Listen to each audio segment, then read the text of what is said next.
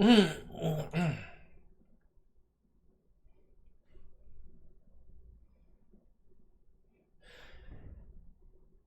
everybody, this is Edwin the Magic Engineer, and yeah, I'm just doing a live stream here just to hang out, talk to you guys, see how things are actually going, and hopefully some people join. It's Saturday, let's see, what is it? Saturday the 22nd of June, and I was looking at what videos I want to actually make, and I figured, you know what? I'm just going to start a live stream. I'm going to see who actually joins, and just talk about what's actually going on. So I see FS Mora just joined. How's it going, man? Let me see. Let me bring this up here. And Average Josh MTG just joined. How's it going, Average Josh? Thanks for joining, guys. So yeah, the whole plan right now is honestly just easy going, laid back, just chat about stuff. If you guys have questions, go over questions, and other than that, kind of talk about what I've been doing and what I'm planning to do on the channel for the next couple months. And as people come up, I'm probably going to have to repeat this, but so I'll just tell you right off the bat though. What I'm planning on doing over the next few months is I really don't like the idea of creating just a lot of like wasted content on the channel, kind of for the purpose of just making content. I really like to make content that has good replayability value. So years later, people might actually want to come back and like see some of that content. That's kind of actually why I like old school, is like something to focus on. Beyond the fact that I love that format, the idea is kind of just that, you know, old school is an eternal format. You know, years from now, people are still going to be playing and they might actually want to come back and like see some of this stuff. So let me get this little camera out of the way here. Hold on a sec. So I was thinking that if I like focused like a lot of my content like on old school, then it would have a lot of good replayability value. Well, what I started to run into is that there's a lot of topics that before I made a YouTube channel, I felt really passionate about a lot of these topics. And I've made a lot of videos about most of the topics that I felt very passionate about. And you guys might have noticed that there's been a decrease in the number of videos that I've created. Well, part of that is definitely because it just got really busy, right? I see Tavis King just joined. How's it going, Tavis? So yeah, like since we moved to Orlando, we had a whole bunch of friends and family who, like, you know, we hadn't seen for a while. They're like, oh, you're in Orlando. Well, hey, we're coming for a visit, which is great. And we love that. Yeah, absolutely. Yeah, friends and family, come on down. But it definitely hit like the time to create videos. But there was another thing that kind of popped up, and that's that a lot of the topics, like I was saying, that I wanted to hit, I had already hit. So the reason why I'm kind of wanting to have this chat is I've been wanting to go back and retouch some of the old topics that I did when my channel was very new. Before I had like good audio video quality, before I had very many subscribers.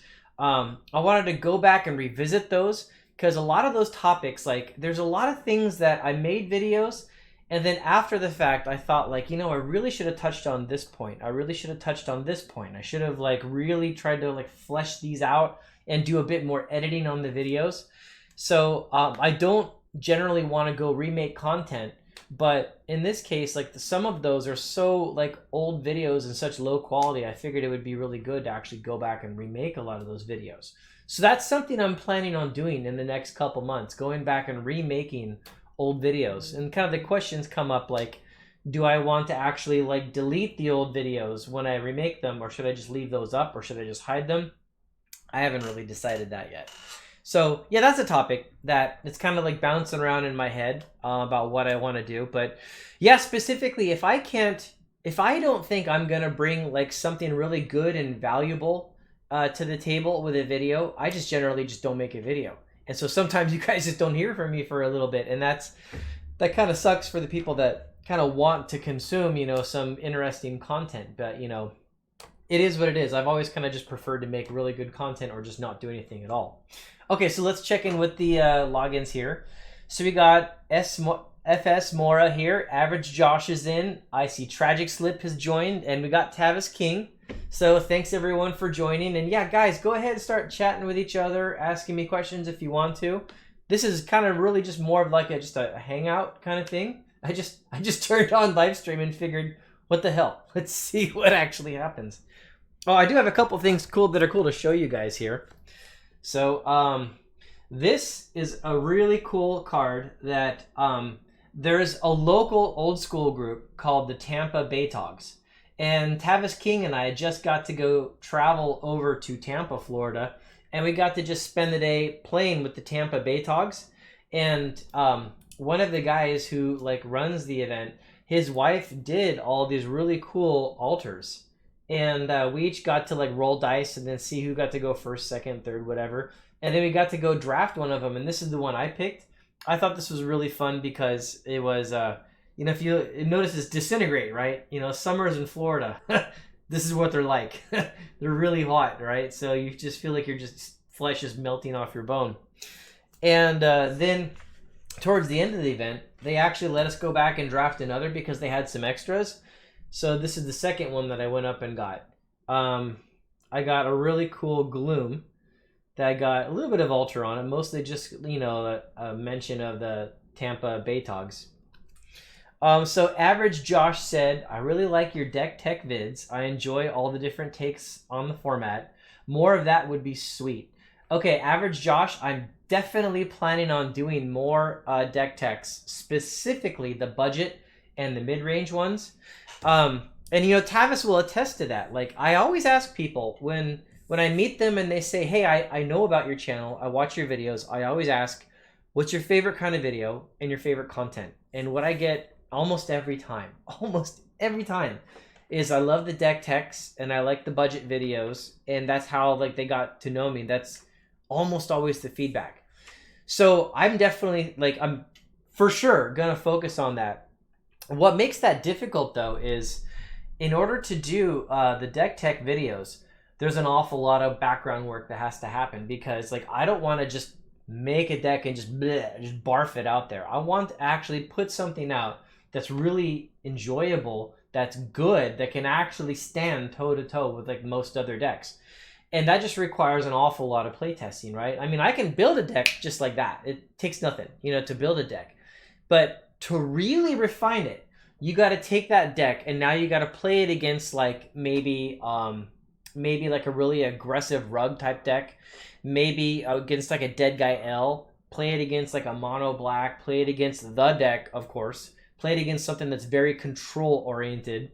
And then you got to just decide how does this deck need to change? And after all this playtesting, I mean, your list shifts back and forth and you land on a primary list pretty fast, but then the sideboard takes extra time, right? And so I can easily say all those budget deck tech videos, I probably spent 10 to 20 hours building each of those and play testing them and stuff like that just to get them ready. And that's really where all that time goes to make those budget deck tech videos. I really need to start with something that's pretty solid. What I thought about doing to speed that process up, I mean, I don't really feel like everything that I put on my channel needs to be something that I created. So what I was kind of thinking is there's an awful lot of really good budget decks that other people have done. So I might actually start grabbing onto a few of the other budget and mid-range decks that I've seen other people playing and other people have posted, reach out to those people playing them and make sure, because I give credit where credit is due. But then just talk about those, right? Because that will jump me past all that time that it requires to actually do all that research and that, the honing down and the refining of the deck, so I can get to the point where I actually present a video. So I know that's kind of something I'm thinking about. So anyways, let me check out comments here. I'm missing some of them. So let's see. Tragic Slip says, I was in Tampa last weekend. Too hot. Appropriate card. Yeah, it's very hot here in Florida.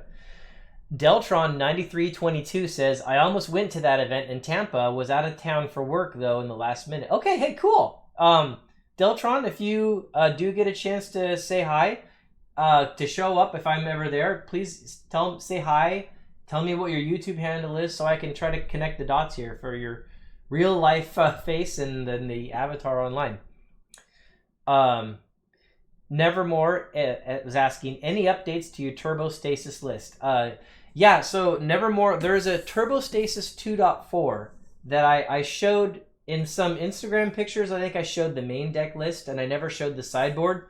The reason is because I wanted the sideboard to be a surprise. When I actually met people at a tournament, I didn't want them to know what's in it. It's kind of a problem when you do a YouTube channel and you post all your videos online and then people are like, oh yeah, I know your channel, and they know the deck and they know exactly what I'm going to do, right? I lose something there.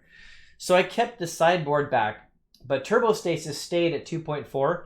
But what I've done now recently, since Time Vault Unrestricted, I've pushed aside Turbo Stasis and I've made Temporal Stasis. And in the ways that it's similar, it's still aggressive. It's not a defense deck. It's an aggressive deck. So you empty your hand as fast as you can. And that way it's similar, but it's actually blue, white, black instead of actually being blue, red. And there's other tricks that it's actually playing. I just posted a video for Temporal Stasis. So I guess you could call that an update. But oh my gosh, man. It's when that deck locks, the lock is so much harder. And sometimes it'll actually lock effectively like turn 2, even like turn 2 or 3. I had one in Tampa where I locked on turn 3 and it could have been a 2, right? Okay, so now Average Josh says, you guys are lucky. When I lived in Fort Lauderdale, there was no 93, 94 groups anywhere close. Yeah, there was. I didn't hear about very many people when I first got here, so I'm really glad that there are people here, and I'm even more glad that they're actually organizing. And I very much want to support the Florida guys as much as I possibly can. You know, I hope that they don't ask me to be in some kind of leadership role because I just don't have time. But anything I can to give support to that crew, absolutely. So MTG DOS 73 says deck tech videos, of course, but I like his humor a lot too. I'm glad you guys enjoy the humor. Is it the funny videos where like me and the other YouTubers are making fun of each other? Is that the kind of thing you're going for? So Tavis said, yes, several people in Tampa said that their favorite videos were the deck tech videos. Yep. Yeah, we heard that a lot. Deltron says, I'm near Savannah, Georgia. There's very few that play 93, 94. That's what's really nice about old school and being able to play over Skype and appear in. It's like, that actually kind of brought me back into Magic and made me want to go get all these old cards again. So I'm so glad that that exists now. So Average Josh says, I'm in Boone, North Carolina now. Literally 0 old school. I'm sorry, man. Deltron said, same here, Josh. I play with one guy. Okay, so they're just talking back and forth. Let me skip down to where someone's asking me. Tragic Slip said, you could also take submissions and play test them live. Oh, that's not a bad idea. I really like that suggestion that people could maybe like kind of vote on a deck that I could actually play or do a deck tech on. That's pretty good, actually. Maybe I should set up like a poll on my YouTube channel, offer up some decks I could do a deck tech on or play online and see if people have something that they want to see. Average Josh says, Deltron love to find a way to play online more. Deltron said appearing works very well and it's free. I'd like to look into it. Okay, yeah, so we're having some good discussions here. So hey, let me also show you guys this. The Tampa Bay Togs also came up with this. I grabbed one of these little flyers. You know, that this is just so cool. I'm so happy that they're actually doing this, you know, organizing these events and meeting up and stuff like that. So hey, one of the other videos I was thinking about redoing is one of the earliest videos that really seemed to kind of like actually make some headway was the collection video where I was talking about how I organized my actual collection. There's other things that have come up since then, and there's really common questions that people have asked. So I want to go back and I want to retouch that and like maybe show just kind of redo a collection video again, but kind of like answer some of the questions that very typically get asked. Like one of them that I get all the time is people will ask me like, why don't you go alphabetically like within the colors, or why don't you include many cards of multiple sets? And there's good answers for all that. I mean, believe me guys, like I put time into like thinking through like exactly what I was deciding to do and how I was deciding to do it. And so it'd be kind of good to kind of go back over all that. And also, since cards have gone up so much in value, what I've started doing recently is, let me show you guys this. This is some of it. Okay, so I've got binders, right? And what I decided to do for the value, basically, of old school cards is, like, I've got these dressers over here that just contain, like, all of my cards. And if we ever go on vacation or something, like, there's no way to, like, take all those cards and just, like, put them into something, like, secure, right? So what I've started doing is I've started gathering together all of the most expensive cards. And some of them go in, like, a binder. Some of them go into some boxes that are all organized. And some of them go into those boxes where the decks are. The idea is that if I go on vacation or something, I could just grab a few binders, boxes, put those in safes or in just very safe locations. And then, like, even if, like, something happened and, you know, like, the home was broken into, like, they wouldn't have access to, like, all the most expensive cards. And so that's something I kind of want to touch on for the video, because I assume a lot of you are in a similar boat. A lot of you watching probably have, like, dual lands and, like, expensive cards and stuff like that. Okay, so Paul just joined. How's it going, Paul Mueller? If you guys saw my Instagram, he's the guy that actually bought the artwork, the Thomas Thorsbecken artwork, where I was actually, like, posing and, like, he actually drew me. Thomas Thorsbecken's a Disney artist. So let me see what he said.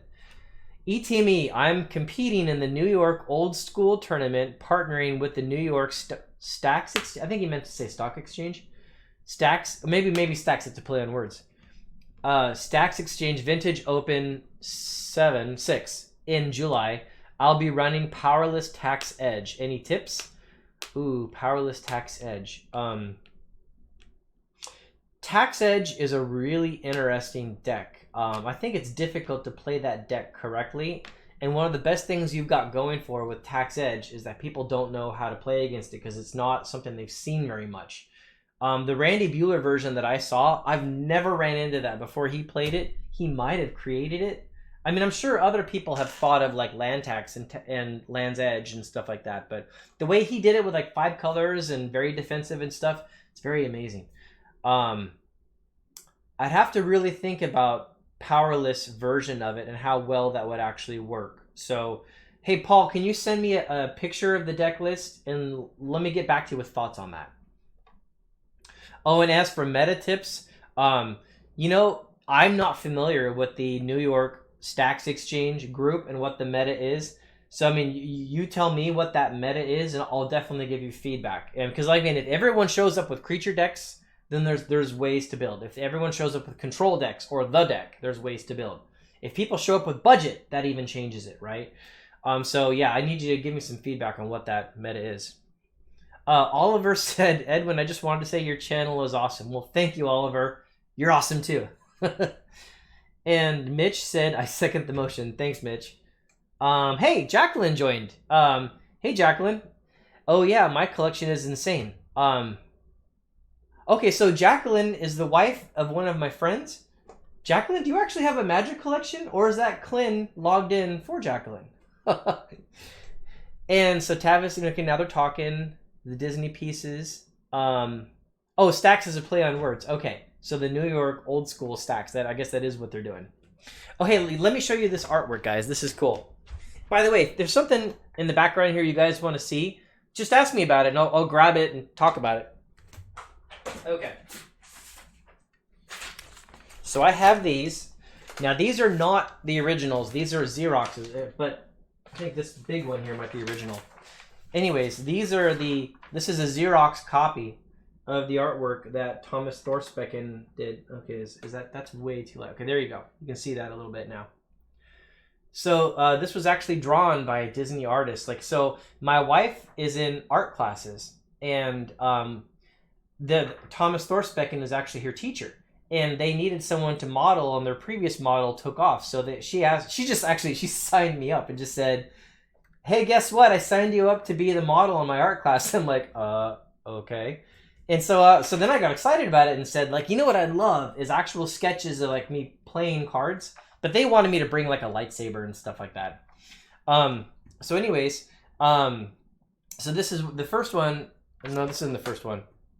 No, the first one was actually this one was the first one he actually did. And I had to hold that pose for 20 minutes while he sat there and sketched it.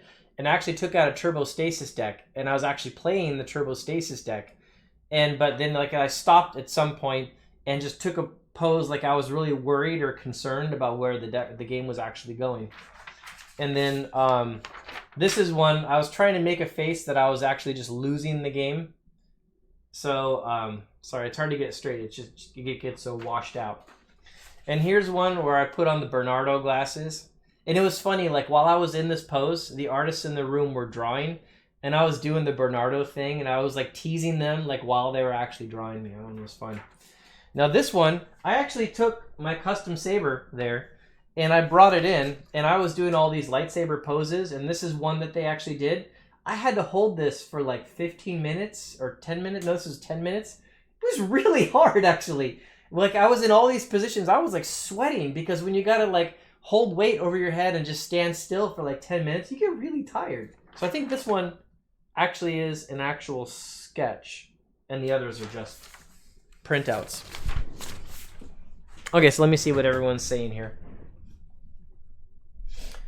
Everyone's talking to each other. Oh, Clint's at the Seattle GP. Okay, so that is Jacqueline. So wow, Jacqueline, you actually collect magic. That's cool. Oh, I actually have my collection from Vegas that we all have. Oh, okay, so the one from Vegas, the one we all got. I don't know if we've announced that to the world, what that actually was. Oh, Mitch said the 93-94 cube he sent me plays very well, well-balanced, lots of fun. Thanks for putting out those deck texts that eventually became the framework of the cube.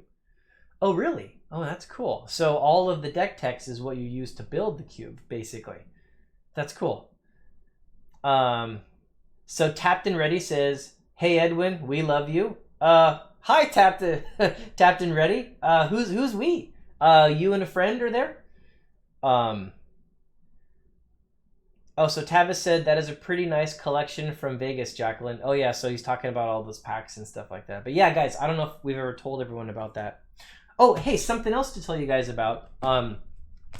So at the GP Vegas Old School Championship last year, the guy, the official, well, I don't know if you call it official, but he was the guy who was filming all the video for Vintage Magic. He actually filmed the finals game, and he has that video, but like Daniel's never posted it anywhere.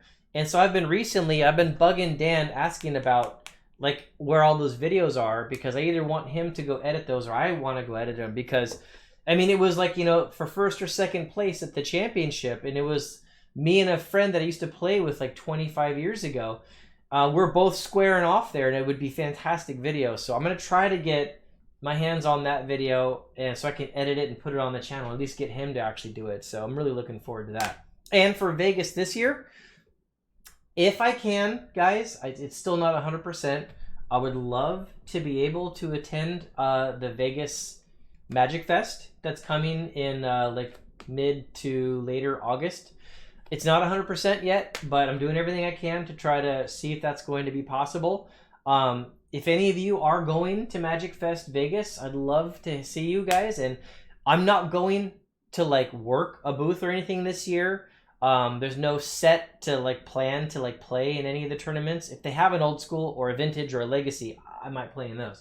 Other than that, I'm just going to meet people and just hang out. So, and I would love to sit down and play with you guys, if any of you are there and if I can actually go. Okay. Okay, Tapped and Ready said, "My wife and I." Okay, well, hello guys. I'm glad. Thank you for you and your wife both watching the channel. If you guys have favorite content that you want me to focus the most on, yeah, tell me. That'd be great. So Alex is asking, which cards or set will spike in a few months? Oh, financial advice. Boy, I kind of leaned away from doing the financial predictions because like the trolls came out of the woodwork to just attack me when I was making financial predictions. And it's not because like what I was telling people to look for was wrong. I was calling cards very correctly. But like, you know, there's a whole group of people out there that hate financial predictions. But you know what? You guys joined the live stream, so I'll tell you what I'm thinking. And by the way, I've been talking. There's like a chat group that many of us actually chat with each other. and it includes like Rudy, it includes Clint and Tavis and other people.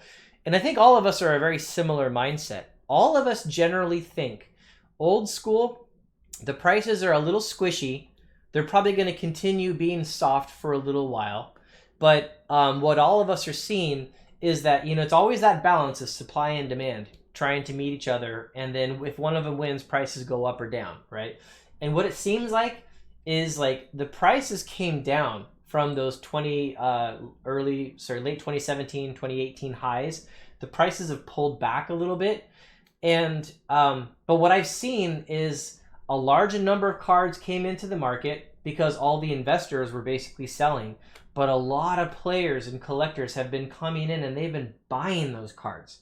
So there has been it's in financial terms, that's called the velocity of the market, the number of turnovers of sales. It's very large, right? And that actually indicates really good health. So the prices have been a little squishy. They've come down a little bit, but I've been watching and kind of like tracking it, and they seem to have mostly stabilized with like a little bit of drop. And so at this point, it could honestly go either direction. The sellers could run out of cards to sell and prices could stabilize and start going back up. Or if more people start getting in and selling, then the prices could continue softening a little bit. What I personally think is going to happen is I think prices are mostly stable. They might come down a little bit more, but for the most part, they're mostly stable. And the next like cycle is going to set up and start like moving up again. And again, like I'm saying, like, Rudy and Clint and many of us, we all feel the same way about this. That at some point they are going to start moving back up again. So I've been considering this a buying time. And I have been. Like, I bought Mishra's Workshops. I think I spent like $1,500 each on them. I bought Tabernacle of Pendrell Vale. I think I spent between $1,600 and $1,800 on each of them. So, I mean, I've been putting out some cash to buy cards and capitalize on this. And I'll tell you guys, if I didn't already own dual lands, I would absolutely be buying dual lands. I'd be buying them like crazy, right? Because the dual lands are so cheap again right now, and I don't think that's going to last, man. Anyways, I spent a lot of time on that. Let me check in here. Okay, so that was Alex. So, love the above at the moment time. So Jacqueline said she wants the Guru lands. She loves those. I want each of those. Also on each of the Mishra's factories. Yeah, the Phil and Kea Foglios. So that's probably where my collection will end. And Clint joined. How's it going, Clint? Sorry, you came in a bit ago, and I've been just doing this, so I missed it. Anything old school is cool. We love your stuff. Thank you. Michael Germain says, is there a potential budget deck tech for Stasis? That's a good question. I'm going to concretely say for Turbo or Temporal Stasis, no, there is not a budget version. The entire reason you can call it Turbo Stasis is because it's aggressive. It just empties its hand and then tries to lock as fast as it can. You can't do that without Moxes and Soul Ring and good dual lands and good powerful cards that come out quick. If you are going to play budget Stasis, my knee-jerk reaction is the only way you can go is you've got to go more traditional defensive Stasis, where you're playing like your biggest cards are Tundras. And other than that, it's all the traditional types of Stasis things like counter spells, power sinks, the Stasis cards, Swords to Plowshares, Disenchant, Balance, Wrath of God. Because you gotta like sit back, play late game, play defense, eventually do a board sweep, and then lock the game down when you got enough mana. You can do that on budget, but the aggressive one, you really need expensive cards to do that. So I don't think budget quite works for it. Okay, so let's see. Where did I leave off? The financial vids are awesome. Oh, okay, really? The financial vids. I was thinking about, at the beginning of this video, I said I was planning on redoing some of my old videos. The financial vids are definitely some of them. So I'm glad to hear that some of you at least want those financial vids. I'll do those. Clint, thank you for the $1.99. I'll buy you a drink next time we hang out. So Tapped and Ready said most are retracing up some. That must have been a comment towards the old school cards like I was referring to. So Tavis is editing a YouTube video. Oh, cool, Tavis. What are you doing? So Alexis said, why prices of old set Legends Arabians go down? Oh, I think that's a question. She's asking, or he's asking, why they go down. It's just supply and demand at this point. They went up so high, so fast, that it was the collectors and the players, and that's the real stability of the market. But then there was investors that came in who really didn't want the cards. They just wanted to make money, and they pushed the prices up higher than what they should have been. So like if this is reality, they went higher than they should have been. And so now, since the investors only care about making money, and since the cards have stopped going up, the investors are looking at it like, I need to move this money somewhere else, both in case the prices pull back, or just maybe so I can actually, I don't want this to be what's called dead money. So investors are coming out of those old sets, and what you're left with is the players and the collectors, and that's decreased the demand, which is what pulled prices down on all those old sets. Okay, I'm falling behind here. Let's see. Beno is in. Cool. Do you like antiquities, strips, and factories? Absolutely yes. If you can find antiquities strip mines and antiquities Mishra's factories, I would definitely get them, right? The only thing that's going to kill those is like a restriction. If there's either of those get restricted, then or they change the rule for Mishra's factory, that would impact it. Other than that, no, they're so key in old school. Okay, so Average Josh says, I feel the more larger stores and event holders that take interest in old school will drive prices up again. Hopefully we will continue to see support for the format. I'm sure we're going to see support. People love the format. It's a little squishy right now while the investors are leaving, but the collectors and the players are remaining, and they love it and they're playing it. So yeah, I don't see a crash per se. I think we've gone down maybe about as low as it's going to go. That's what I'm thinking. Tapped and Ready says, Alexis, some old cards inflated because of buyouts. Yes, true. I sold a set of Arabian Nights for the price I bought 2 sets in the 6-month period. Once the price is high enough, you attract more sellers. True. Yes. Hey, Perp joined. The Magic Historian. Are your channel plans to emulate Weird Al? Is that the explanation for the shirt? If I had a singing voice like Weird Al, maybe. I can play guitar, but I don't know about singing or anything like that. By the way, Perp, hopefully you're still here. I saw your video about how your local store closed. Man, I really felt bad for you with that, because I know that's been a part of your life for like a while, and you were very connected to that store and the people in it. So, man, my heart went out to you when you made that video. So, but also, like, hey, I noticed the MTG Purple is the Magic Historian that I'm talking to, if you guys don't know. I noticed that you do a lot of live videos, and then every time, like after the fact, because I can't see it at the time all the time, I click on it and they're always down. Why do they keep going down? Okay, let's see here.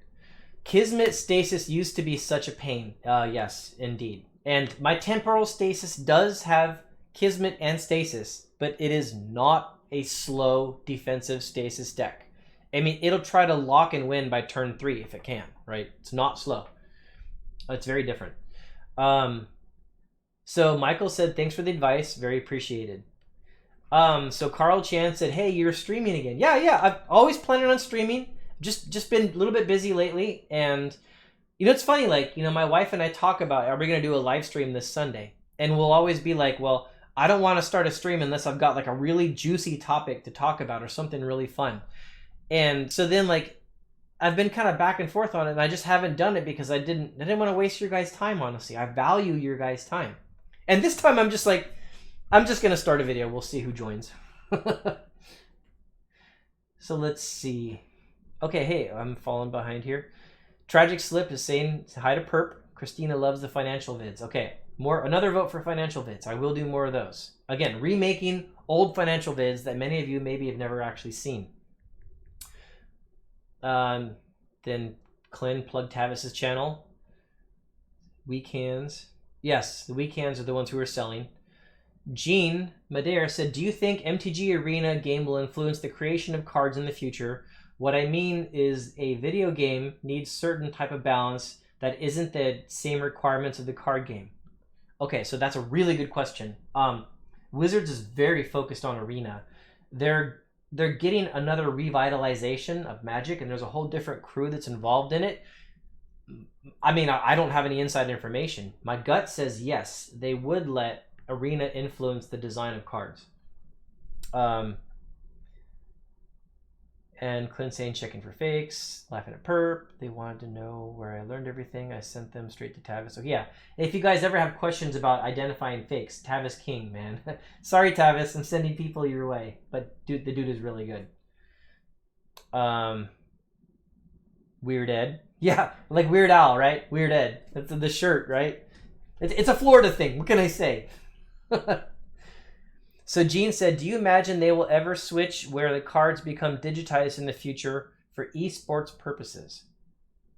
I think, are you asking if they only become digitized? I think that's entirely possible, that they would do digital cards that don't exist in paper. I could totally see that they would actually do that someday. I have no idea if they're going to. So the Magic Historian said, YouTube has glitched before and made all live streams public even if they were private. They also changed rules and retroactively applied those rules to previous uploads. As a result, it is unwise for me. Oh, okay. Well, thank you for answering that, Mike. I was wondering about that. Because like I liked, because I can't catch your live streams live all the time. Because a lot of times like I'm at work and I'll have like YouTube like up and running for like music and stuff like that. And I'll see that you go live, but like I just can't watch it right now. I'm too busy, and I'm like in the zone writing code and stuff. And so then I go back later, and then they're all off. So which is really sad. So Benedict said, agree with Edwin when I click Magic Historian live chat, says it's been removed by the owner. Yeah. So then Mike says to do anything other than delete the live streams. Yes. And so Clint says, I was selling Aunt Mishra's factory and only one vendor even made an offer. So Clint, I mean, I know that you're selling right now and you're capitalizing on gains. If you need money right now, then all the power to you. Honestly though, I mean, I know your collection's a lot of older stuff. I honestly think you would get more later, because I personally think it's going to be flat for a bit and then it's going to start going back up. And the only reason to sell now is if you have other needs for that money, like maybe a different investment. Other than that, I don't think I'd sell anything. And just so you guys know, I'm not selling anything right now. I've started trading some of like the extras because as I upgrade cards and stuff, I have extras. But I'm not selling anything. I've got all my cards still. And even if the price is pulled back another 50%, I'm not selling anything. Let's see. Clint, they only want winter, even not playing enough. Okay. You can pull off a Weird Al shirt when you have Tony Stark hair. Tony Stark hair. You know what's funny about that is when I used to build custom lightsabers like this, the first one that I actually, or not the first one of the ones I built, I actually called it Iron Man because I was like Iron Man movies were all out and I was identifying with Tony Stark, and so I had all these features all designed into it and stuff like that. And so when I sold Iron Man, the guy who bought it, he bought it for $800 because of all like the cool features and stuff that were actually in it. But yeah, so I identified with the Tony Stark thing for quite a while and I was kind of going with it. But honestly, I just have this because the wife likes it. I tell people if the wife liked me to wear a clown hat, I'd do it. Hey, we all have our limits, right? If that got the wife going, I'll wear a clown hat. No problem. Okay, so Edwin, do you know a lot about cards beyond 93, 94? Kind of average, Josh? Yes and no. So before I discovered 93, 94, the formats that I played the most was Vintage and Legacy and EDH. And that's kind of the way it was for a while because I stopped playing Standard, I'd say maybe 2008 or 9, somewhere about there. And I just, with work, I would go and I'd buy all the cards and I would build Standard decks and I would take it to tournaments and do my normal thing where, you play, go home, refine it, play it again. But then it's like work would just all of a sudden get busy and I couldn't play in a tournament for like 6 months. And then I'd finally show back up and like all my cards rotated out. Well, I eventually got sick of that. And so that's why I switched over to mostly focusing on like vintage, legacy, all that. And also because I had those cards. So I switched over. So I'm not one of those guys that only plays 93, 94. I'd say the main reason I'm focusing on 93, 94 right now is because for me it's still kind of like, you know, very nostalgic, very new to rejoin it and very fun. But the main reason is, I don't know, maybe the main reason is just that I only have so much time for actually playing because, you know, it's like, you know, family, work, and then Magic shows up. And with that little bit of Magic, if I was going to get back into like Modern, which I could see myself playing Modern, or Standard, it would just require so much time to get back into that. I would have to like just not make any YouTube videos for a while where I could kind of like really get back into it. So I'm still buying the cards. And I have decks that I make every once in a while for like Modern or EDH, or sometimes even I even kind of tinker with a Standard deck. But it's not, since I don't think it's good enough quality to put it out there, I don't want to waste your guys' time. I don't post them. But yeah, I still buy cards. I mean, I've got a bunch of stuff here. I'll show you. Where did I put it? I don't know where I put it. I've got a bunch of cards that I actually just purchased recently. Oh, here they are. Like, here's some of them. They're just right in front of me. Like the Hall of Heliod and the Collector Orph and stuff like that. You know, like, when I see good cards that I think are worth it, you know, I'll definitely buy them. Because, like, you know, the plan is, like, to, like, always be building a collection that's ready to go play decks, right? And I just bought a bunch of Mox Tanalites, too, and I did an Instagram post about those also. Okay, wait, I see clown comments here. Let me catch back up. Okay, Clint said, I agree with the market outlook. I was just surprised. Yeah, I can see that. Because, you mean, yeah, that must mean they just don't want to sit on that inventory. And you know, Clint, that doesn't mean things are going bad. All that it probably means is, like, if I was a vendor and I had only so much capital to put into something and old school was going to be flat for the next several years, and it was hard to get the sales out, it's hard to put that much capital into those old cards because, you know, a lot of these vendors, they borrow money to actually do their business, and they gotta have turnover, otherwise the interest rate's killing them. That's probably more why. They just didn't want to sit on it while things are flat. Let's see. That's Dr. Strange hair, in my opinion. Okay, Gene said, happy wife, happy life. Dude, that's the truth. Amen, man. Okay, oh, here's the clown comment. He wears a clown hat to bed, confirmed. No. If the wife liked it, I would wear a clown hat. If that got things going, sure, man. I'll put the red nose on. No problem. Shout out to the wifey. Exposed video being edited now. Yeah, do it. Do it, Edwin. Exposed video. That would be hilarious. Oh, gosh. Okay, so Edwin, I know why you got out of financial predictions. Do you think you'll ever get back into it? You know, I'd really like to, because I really enjoy finance, like the topic and like investing. And like, I mean, honestly, guys, I've got probably 4 or 5 different financial accounts. One of them is like a day trading account. Another one is like a long-term investment dividends based account. Another one is like more based in tangible assets. Like, I've got all these accounts and I'm always looking at them. I study financial history and I love the topic. That's actually why I liked Rudy so much before I actually got to know the guy. So then when Magic started crossing over into that kind of realm and prices started going off, it was like my 2 favorite worlds just kind of went like this. And so people always think I'm into it because I'm trying to make money. No. It's like my 2 favorite hobbies just crossed, right? And so I really want to do financial videos again. I just didn't really want to deal with all the blowback on it. But I can definitely see at some point I'll be getting back into that kind of stuff. So yeah, I'm going to just say yes, and I'll figure out when and how to re-enter it. And Clint says, I play 93, 94 because I cannot afford standard. Okay, that's funny. I used to say that to people all the time. And then I'd always be like, what? You play vintage because with Moxes and stuff because you can't afford standard? And the answer is yes, because you just play the cards you already own. And it doesn't cost anything. The hard part's getting in. But then after you've bought old school cards You just play them for the rest of your life. That's the benefit, guys.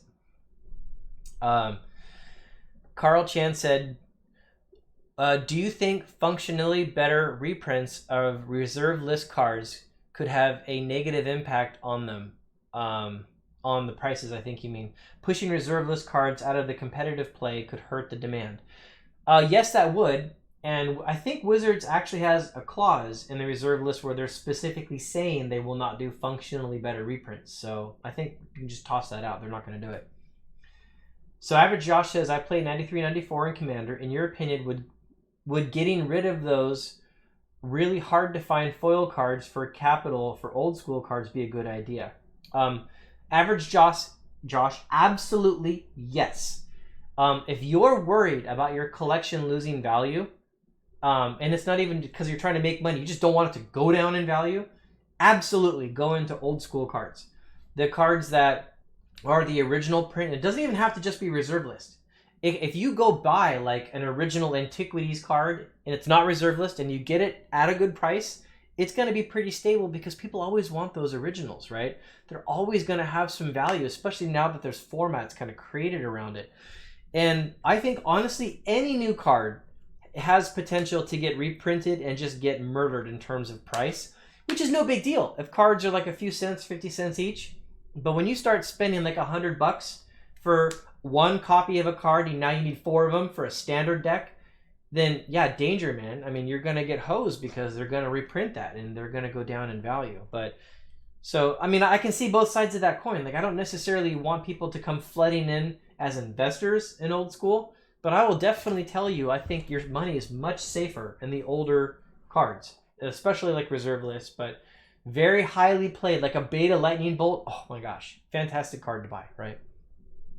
Let's see.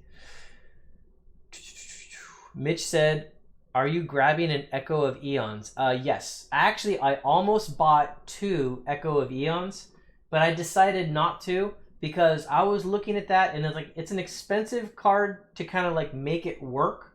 I do think it's a really good card. I really want to get it because the Time Twister effect from the graveyard is fantastic.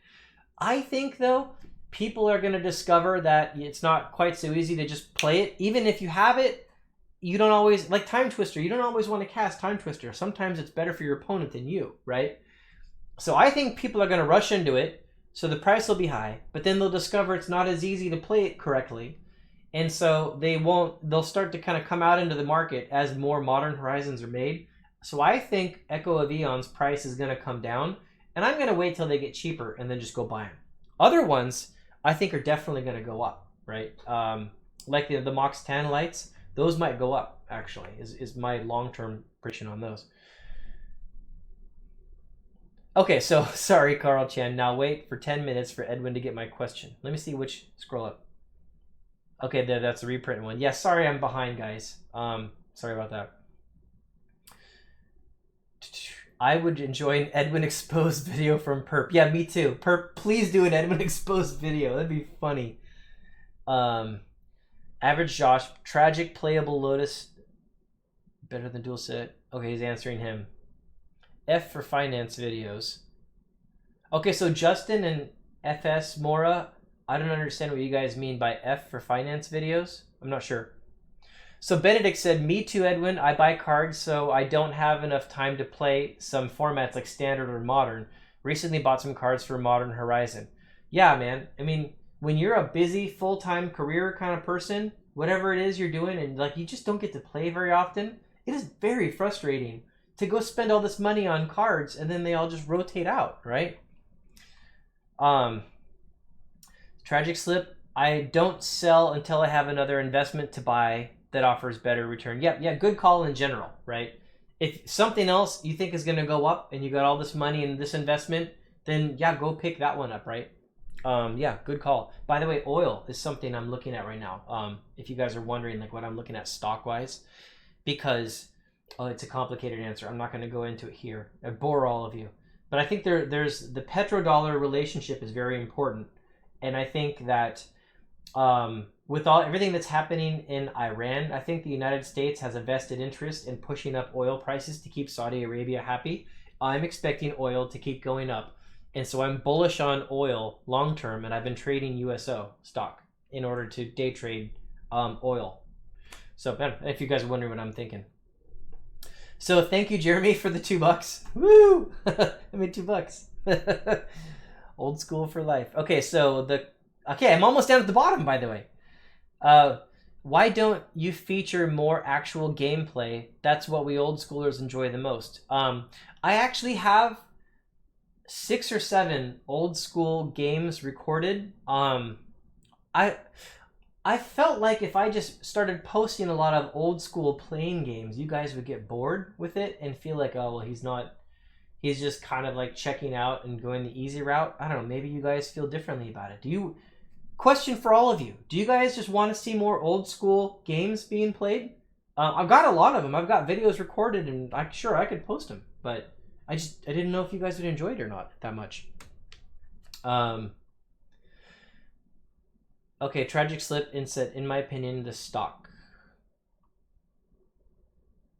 Oh, okay, I must have got confused. Okay, so Average Josh says, yes, I'm just trading up, so to speak. I don't like putting non-MTG money into MTG. Yeah, I agree. Average Josh, I do the same thing with my investments.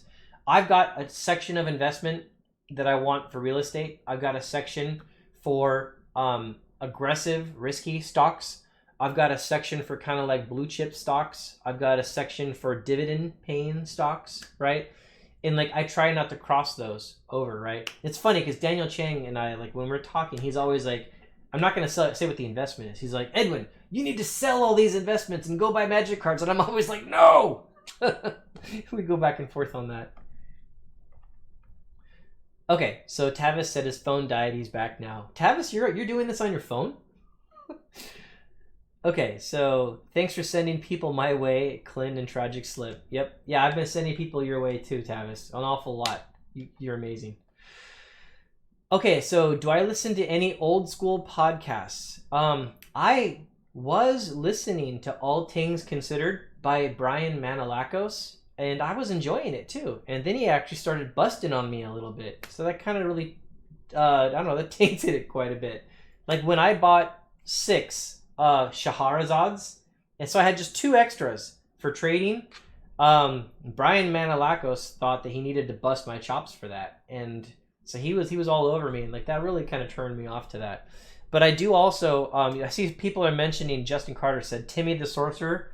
Absolutely, yes. If you guys want to see old school games being played, Timmy the Sorcerer on YouTube, very nice guy. Thomas Meddens, very cool guy. He does a great job editing his videos. Absolutely recommend him. I've played a game with him. There's a game, is it on my channel or his? I think it might be on his channel, where him and I are actually playing. And we're planning another one, by the way, to play another game together. But yeah, great channel for watching old school games.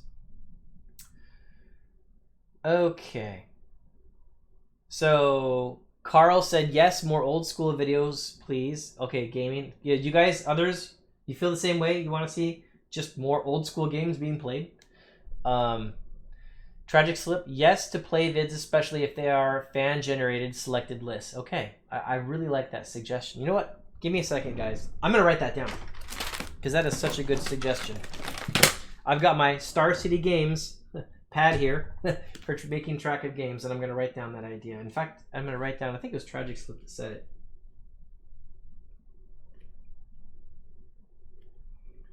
Fan-voted deck, tech, and play.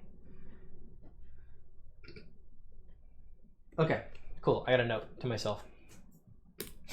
Let's see. Okay, like a lot of comments poured in here. Okay, so Daniel says, Timmy the Sorcerer. Yeah, Timmy the Sorcerer, guys. I lost my old cards long ago. I used to have a mint force field, and a Jester's cap or mask. Hard sleeves, most expensive cards, much would it be worth today? How much would it be worth today, 4th edition, if it was on newer sets? Yeah, I'm sure you guys in the channel could answer it. If it was a beta force field, I don't know, maybe $300-400. Unlimited, well, actually probably more than that. Beta force field maybe 600. Unlimited is maybe 300. Jester's cap is nothing now. Jester's cap is, I've got one right here. My first big experience with a card that was sought after. My cousin Alex got me into it, and that was his Jester's cap. He was so proud of it, and I traded it off him after some time. Yeah, it's not worth anything now, but the force field is. Imperial, in my opinion, Imperial Oil, listening to my phone. Okay, so Tavis is listening on his phone. Jacqueline says, I'm with you, Edwin. Diversify and conquer. Yeah, and for investments. Absolutely. So Tragic Slip's taken off. See you later, Tragic Slip. Old school, you attending? So I think Cranked is asking someone else a question. Are you attending Lobster Fest? I'm not attending Lobster Fest. I would love to, but it's really hard for me to attend all those events. Collab with Timmy and post it on your channel. Okay, I'll talk to Thomas about doing another collab and doing some videos. Really cool guy. Is there a way for you to live stream and Skype games with patrons and community members? Yeah, actually. We'll live stream. It would be very hard to live stream and respond to people, but I could definitely live stream while I'm playing with somebody, and then like someone else could talk to people or respond or something like that. Yeah, for sure, that could happen. I could do that. Do you guys want that? Do you like the idea of me playing a game with someone live and maybe like my wife moderating the channel, asking me questions if something happens while we're sitting there playing? Yeah, we could do that. I'm pretty sure I know how to set that up. I was wondering if they still held their value from then. Gene was asking, about the force field and stuff. So Cranked, chillin', ordered some cards. Antiquities Curd Apes. Yeah, Antiquities Curd Apes, man. Those are fantastic. Frank G says hi. Hi, Frank. I'm missing a couple Berserks. Yes, get your playset of Berserks. Those are huge cards in old school. Best old school content is games and deck techs. Daniel said. Okay, so games and deck techs. That's what you guys want the most. Okay, we'll do more of those. And interesting though, because my highest view count is definitely not games and deck techs. Like my collection video got tons of views, right? Or if Rudy appears, that gets tons of views, right? Like if I got Rudy in one of my videos. But okay, for the main people who enjoy the channel, deck techs and playing games. Okay. Beta force field is 700 unlimited. Okay, 700 unlimited, 350 plus. Okay, I wasn't too far off. I think I said 600 and 300. Live stream more old school. Okay, gotcha. Setting up the matches would be cool. Testing different from matchups. Yeah. So maybe I could let people know like when I was going to do a matchup. Hey, here's a good suggestion. You guys know Jesper Myfors. Oh, not Jesper Myfors. Jesper Icing. One of the Magic artists. He's actually a friend of mine. We've played several games over Skype and stuff like that. And we've been talking about doing another game. Would you guys like to see a game where Jesper and I are playing against each other, live stream old school? Because we could definitely set that up. We've been talking about doing something like that. Live stream gaming online, excellent idea. Okay, you guys like that. Skype games are fine. And also, you guys are saying Skype. I generally use Appear-In. The problem with Skype is you've got like one person's desk and then the others is like in a tiny little corner. Appear-In does this nice like side-by-side where you can see both sides. So I need to just get a subscription for Appear-In so I can knock the quality up to like full HD or something like that. But Appear-In seems to be better for actually doing games as far as I can tell. Carl Chan. Yeah, Carl's always about do more live streams. Edwin, do more live streams. He always says, Edwin, you're here on live streams again. About time. Okay, so Cranked said GP Vegas is holding an old school event. Unfortunately, since it's sanctioned, no central rules, and I have to ditch my CE cards. Yeah, that's what they did last year as well. Cranked EDH. That's a little... Clint's saying they allowed CE last year. That's not my memory. I could swear they said no CE. In fact, I think I even have a video of the guy saying no collector's edition last year. They did allow foils, though. Like reprint other art with foils, but I think they did not allow CE. So I think that's the same. But yeah, I'm in the same boat because I can't play Temporal Stasis with just real cards yet because I only have a couple graded cards, but I've got these time vaults that are graded, and I need 3 for my temporal stasis deck, and 1 of mine is unlimited in the sleeve. The other 2 were collector's edition, and then I got these 2. So unless I can borrow some time vaults from one of my friends, I'm not going to be able to play temporal stasis in Vegas. Did they on the website say otherwise? Is he on vacation? So Youthanac, who are you asking is on vacation? Okay, so the collection says deck techs and playing games is a solid base for this channel. Clickability, vlogs, and guest appearances as a plus for the high volume users. Yeah, maybe that's the way. Okay, guys, so yeah, I've got some games recorded.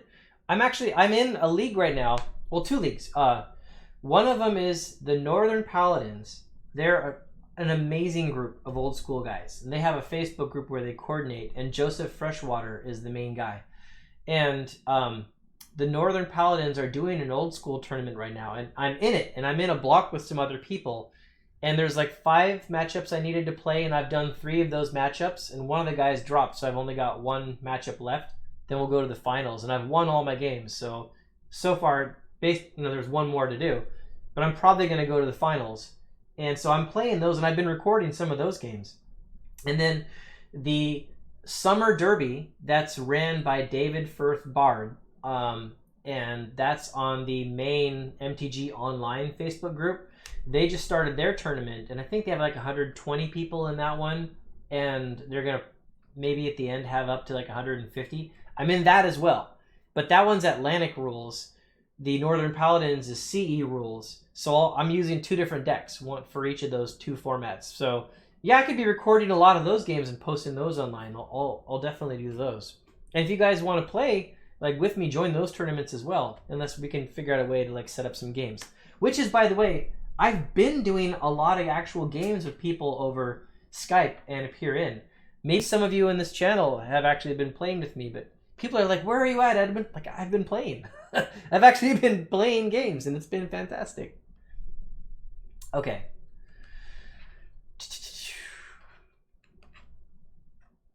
Yeah, Tavis said, I think CE was allowed at Eternal Weekend, not Vegas. That's my memory, too. I'm pretty sure I actually have, on one of my videos that I posted after GP Vegas, I think I've even got a video of the judge saying that no CE was allowed. That's posted on my channel if you guys just scroll down.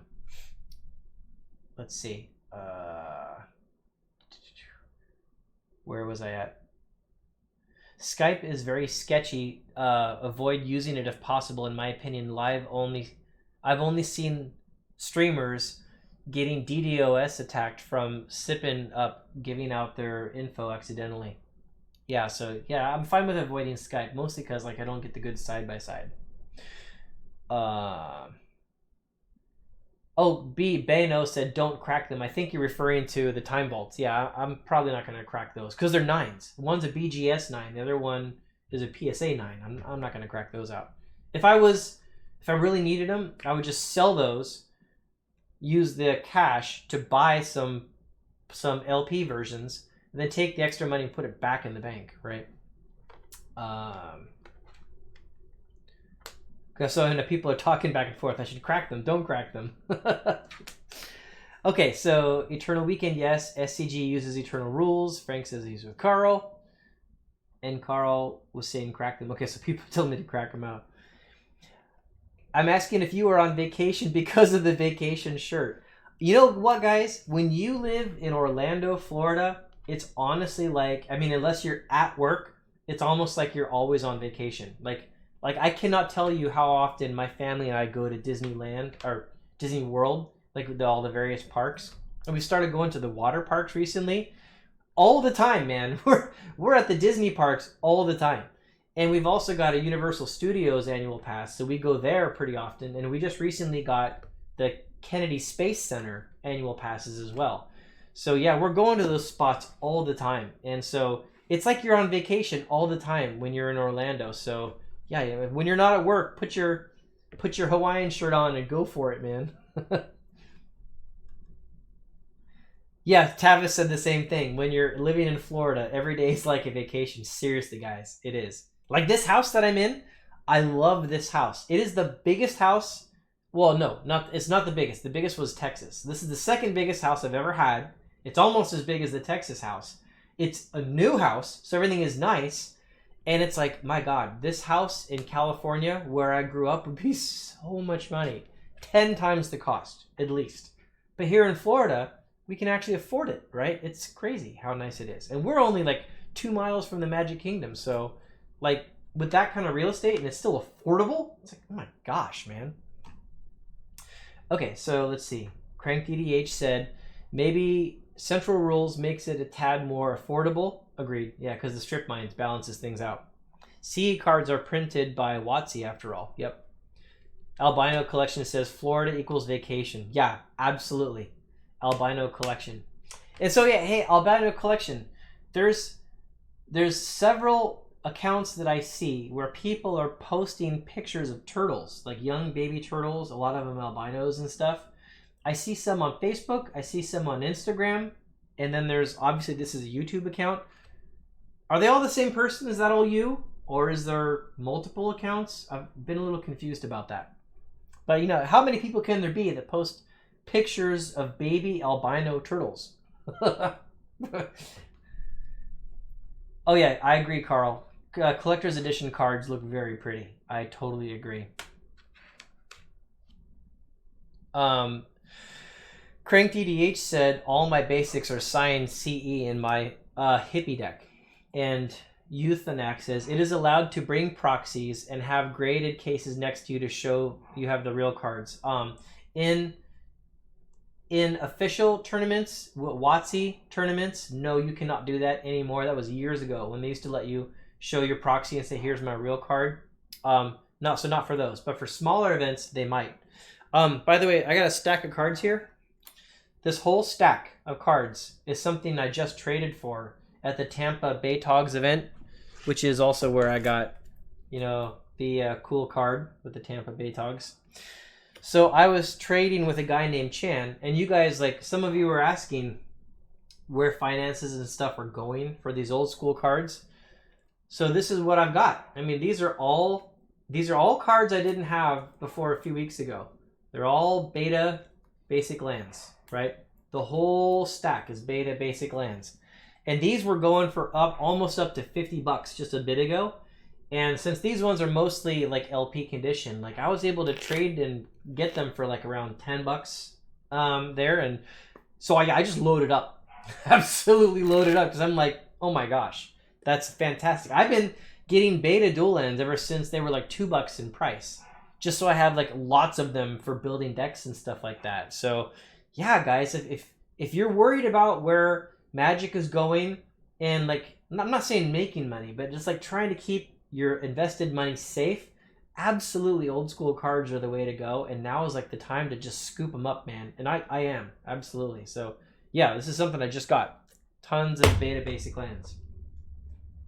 Let me see if I... Okay, so Albino Collection says, yes, that's all me. Okay, good to know. It's all the same person. I won't say your real name because I don't know if you want everyone here to know your real name. CE might make cheating easier. That might be a reason for not sanctioning them. Honestly, Justin, I don't think it's because of cheating that they don't allow Collector's Edition. I think Wizards is very protective of reprints and, you know, the authenticity of their cards, and not wanting to be sued for threatening the value of the reserve list and stuff like that. I think it has more to do with issues like that. They don't want any officially non-sanctioned cards to suddenly become sanctioned, because that might create a precedent and that might impact the secondary market, and they might start opening up all kinds of other things. I think it's mostly that is why they don't do it, personally. Because you put a collector's edition card in a sleeve, a good enough like double sleeve, and it's fine. You can't tell which one's which. So Euthanox says, I have an Alpha Mox Emerald bent in half that I bought for $30 back in 2001, and I asked the head judge at a Grand Prix if it was tournament playable, and he said, I'll have to go below, that's up to the head judge of the tournament if you are going to play in with that card, but honestly there is not really any tournament where this card is legal anyways. if you can't tell from outside of his sleeve, I think from my experience, most of the time they would let you play with a card like that. It's only if it's a real card and you can't tell what card it is, I think they have to allow it, right? But yeah, I think head judges can have some discretion on that, right? But I think generally that's what they'd go for. Okay, I'm falling behind here. There's comments here. Sorry, give me a sec, guys. We just scrolled. That's all me. So Tavis is asking Albino, do you collect Albino Magic cards?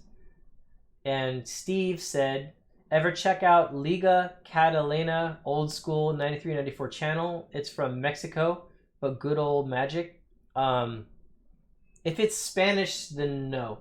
There's somebody, there's a Spanish guy on Instagram that's got like, he has a YouTube channel with like 700,000 followers, like a lot of people, like even more than the professor.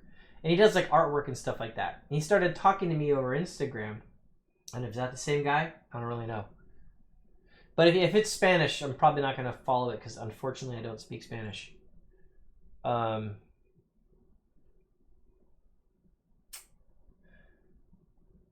Okay, so Cranked EDH says, I've been buying a few beta lands at a time here or there. Yeah, beta lands, man. If you see them and they're a good price, scoop them up.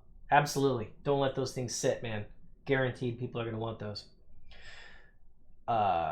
You can really get good deals on them when you buy lots. Absolutely. Yeah, that's what happened here. Like, I picked up a whole ton of beta lands, so I got a great price on them. And Euthanax says, it's up to the head judge of the tournament if you are going to play... Okay, so that's the one I scrolled down and read. Beta's the best, yes. Paul said, ETEM. Oh, ETME. I've been making a high tide deck for old school. Am I a madman? No, man. I would love to see a high tide deck actually being played in old school. That would be awesome. For you guys who aren't familiar, high tide is the one that, like, I think it's like every other turn, your blue lands produce like double or something like that. So basically the mana production ebbs and flows, kind of like a tide. I'd love to see something like that in old school actually being played. I'd say go for it, man. I'd love to see it. I think a lot of other people would appreciate it as well. And if it's a really fun, really cool deck, if you want, I'll do a deck tech on it on the channel, Paul. Okay? You want to do that? Like, where you make a deck and refine it, and I'll do a deck tech on it? Want to do that? Okay, let's see. CE is just as marked as Alpha, so I don't think it is. They're saying Lotus Veil reserve list. Now they made a hexproof version. Oh, okay, Steve. I love you're talking about that. Lotus Field, I think that one's called, right? The new, it's like a Lotus Veil. It's a land that taps for 3 of any one color. But you have to like pitch 2 lands. They can be tap lands too when it comes into play. And it's hexproof. Fantastic card, right? I literally have like taken that card and I've been making a list of all the cards that combo with it. I've got a list of like 20 cards that you could like either just put it in a deck with it, or you could actually build into like an actual list for a purpose. I think Lotus Field is a fantastic card. So much so that I not only bought a playset of Lotus Fields, and I think I paid maybe $20 each. So I think I paid $80 for a playset of Lotus Fields. But I think that card has serious potential. And I was actually even thinking about making a YouTube video about the Lotus Field and all the different combos that you can do with it. Because I think there's a lot, right? It's very good. It's very valuable. Okay. So yeah, I love it that you mentioned that. Okay. So the 11... The collection with 11 in there. Use Proxys, who cares if it's a deck for fun? Duck it. I think you meant to say it. Yeah, totally, man. If anybody of you guys ever want to play a game with me and you want to use proxies, great. Proxy up your whole deck. I don't care. As long as I do like the artwork to look fairly original. So as we're looking at each other's cards, I can tell what you've got. Other than that, yeah, man, proxy it. That's awesome. I support proxies as much as I possibly can.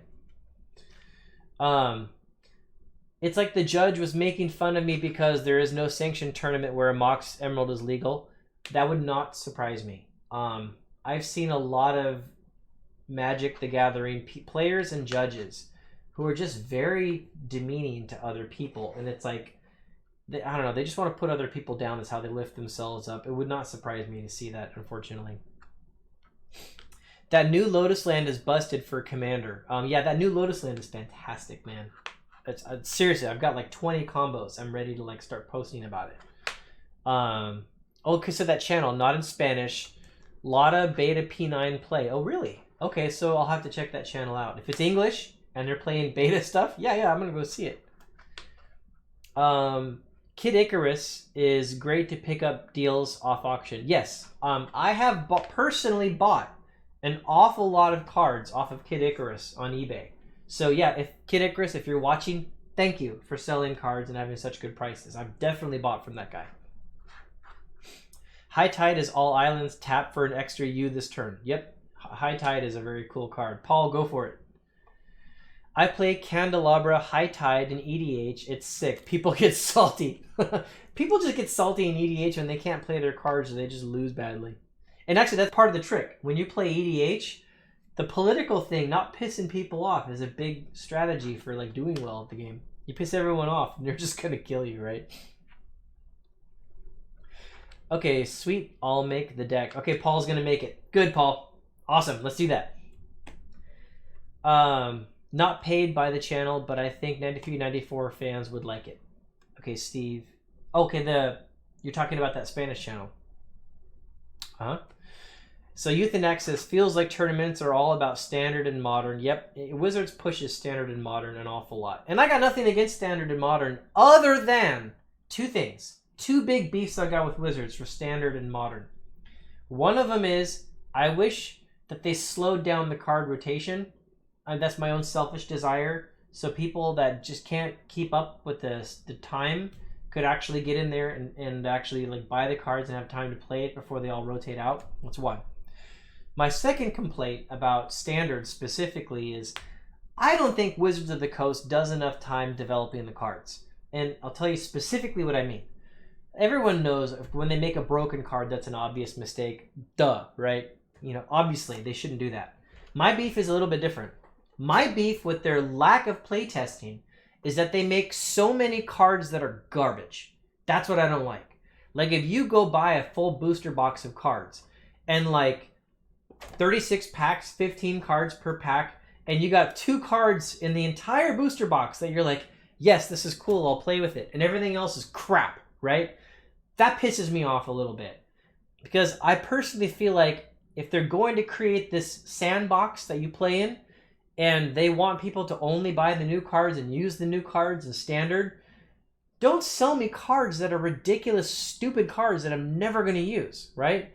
I'm not saying every card's got to be overpowered, but I would like to see more cards actually be worth playing in something other than draft, right? I want to see the best health I could possibly imagine in standard. Like if standard was a format and there was like 40 decks that were all tier 1 decks, and there's like another 100 decks that are all tier 2, they got a shot at winning, but they're a little bit more budget, right? Oh my god, that'd be amazing. And like, I mean, imagine playing a game of chess where like half your pieces just suck, right? I'm irritated at Wizards for not doing that, you know, for not spending more time refining their cards. They're just pumping stuff out. And you're opening up booster packs and like, you know, 80, 90% of the booster pack, you're just like, crap, right? You just toss it. Who cares? I don't like that. And I think they need to do better than that.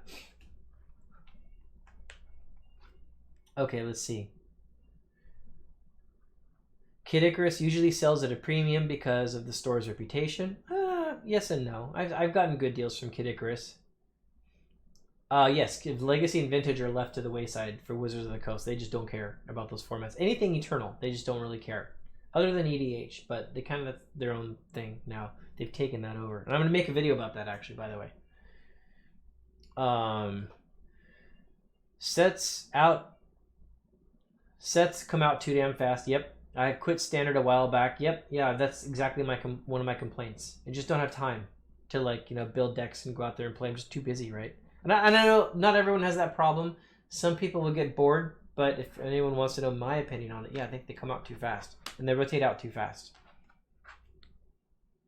Just talked to Icarus on Facebook. Yeah, I saw him on Facebook recently. I'd never seen his face previously, but I just saw it.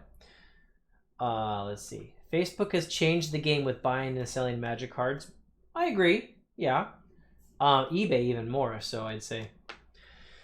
How close are we to a unified 93-94 rule set? We seem to be getting farther away, not actually closer, because you got the Atlantic set that just came out, and all of the West Coast guys, like the Beasts of the Bay guys, are talking about doing their own version of old school rules, which is unfortunate. Why do beta cards quality still superior to current card stock? It's a joke. As far as I know, the reason is because there was a card stock that was used by Cardamundi that was the company that printed them, and it was a very high quality card stock, and they actually ran out of that card stock. So Wizards of the Coast had to switch to something else, and that something else they switched to I think was much more budget focused. And so I don't think WotC wants to pay the money for the higher quality card stock, and also those original card stocks, it's just out. The paper's gone. It doesn't exist anymore.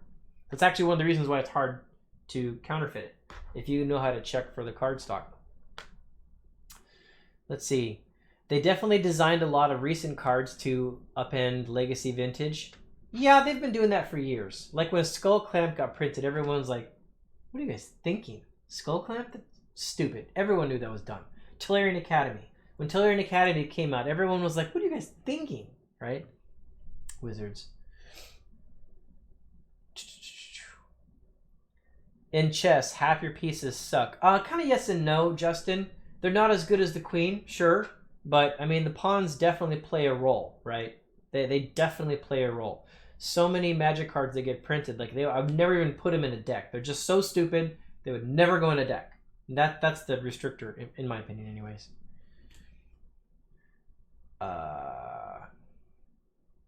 There are no bad pieces in chess, only bad trades on the board. Agreed. That's a wise comment right there. The new core set is supposed to have an improved card stock. Yeah, they've been saying that for years. We'll see. Yeah, hopefully. Especially on my Lotus Fields. I want those to be very good quality. I second the motion on production of crap cards and too many sets coming out. Thank you, Mitch. I agree with you on the useless card creations. What is the point of having cards that are completely useless and compared to others when people are spending so much on them? Absolutely.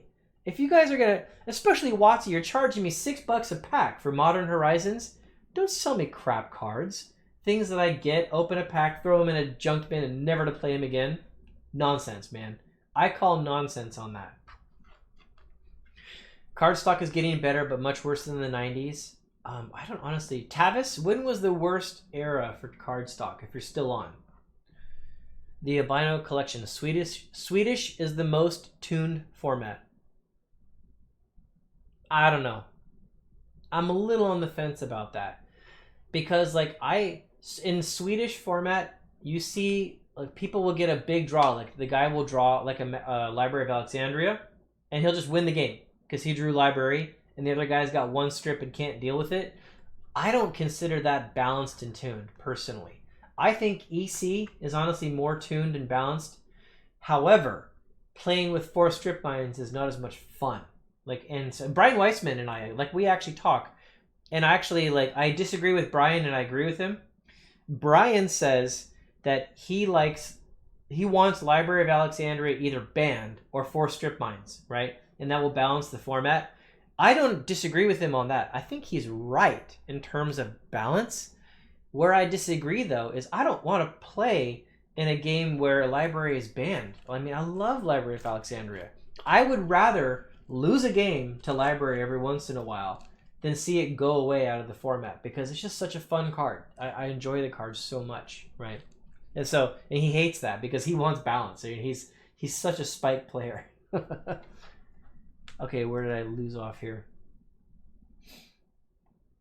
Beno says, are you in the old school 93-94 Discord group? There's a buying and selling channel. So Beno, I wasn't, technically I'm in that group, but people started complaining about stuff and being like very weird in there and like attacking. So I kind of like pulled back from it. I just don't want to waste my time with negativity.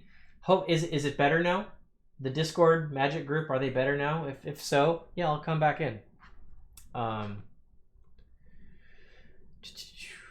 Everyone seems to eventually rotate back to their nostalgia years. I agree.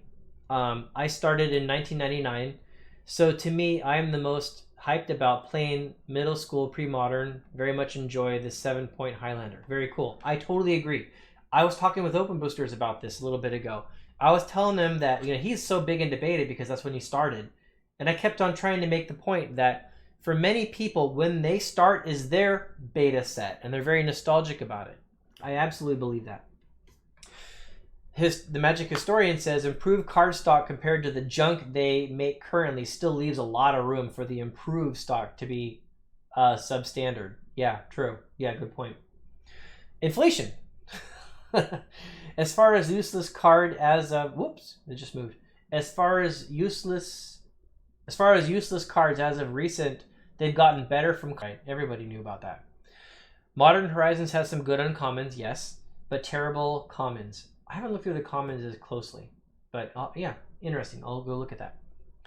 Tavis says, I think the worst quality card stock was a couple of years ago when everyone was complaining a lot. That does seem true. Of course, and I'm not going to disagree with Tavis. Tavis is almost always right. Library of Alexandria should get banned. It monopolizes the game too much. Okay, you're not wrong. Library of Alexandria definitely dominates the game. I mean, you guys, when I played in the finals at the Old School Championship in Vegas last year, I took second place because of that. Jason Murray won Game 3 because he played a Library of Alexandria, and I just couldn't find a strip mine.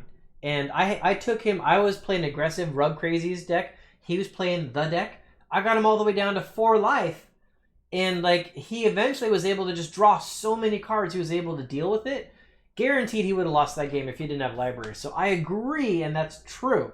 I still don't want it to be banned, though. I love Library. It's fun. If you're not drafting, buy singles always. Yep. They've been trying to improve since then. Okay, Tavis is talking about card stock. I wonder if Old School would be even more popular on MTGO. I'm guessing no. I think no. Solidly no. Because in Old Schoolers, they want to hold the cards in their hand. They want to see the faces of the other people. And they want to reminisce about memories of the cards and stuff like that. And you don't get any of that on MTGO. So, no, I don't think MTGO is the format for Old School. I definitely don't. I mean, just look at the way the guys share pictures by having deck tech images, right? Gene said, are there any cards similar to Wild Sets in Hearthstone where any cards are usable as long as they are legit cards? I'm not the arena expert. I don't think they do wild cards. I've never heard of that. Maybe if you guys can answer that question if you know better than me. But no, I haven't played on arena. By the way, guys, I'm going to close this up here pretty soon because we're about an hour and a half in right now. And I'm getting hungry. I need to go eat something. I'm always against banning. I play Old School not to win but for fun, and nostalgia is a pure form of MTG. Yeah, me too.